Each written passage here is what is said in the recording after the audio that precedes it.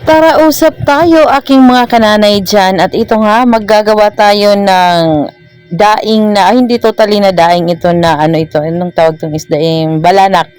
Ipipreserve natin ito dahil walang kuryente, walang refrigerator para hindi siya masira dahil wala ring araw dahil nga umuulan. Itong gagawin natin. Gagawin nating daing, bubukahin natin yung yung balanak na isda or kahit anong isda na gusto nyo. Tapos kumuha tayo ng ice, bumili tayo ng ice dyan sa mga kapitbahay natin kasi hindi pa naman gaanong tunaw dahil nga hindi pa naman katagalan na nawalan ng ilaw pero magtatagal. Kaya ayan, lagyan natin ng lamas dyan ng mga ingredient. Hindi ko na iisa-isahin pero ang mga ingredient ng pag-adobo, yan ang ilalagay nyo sa ice. Pero damihan nyo lang ng suka.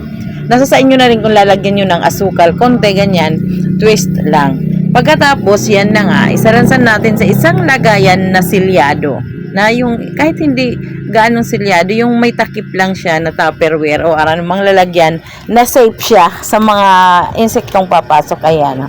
Pwede niyo siyang ibabad hanggang 1 linggo yan. Kaya yan, basta damihan nyo lang ng suka. Yan ang magpapapreserve sa kanya. Hi, bye-bye. Tara usap tayo.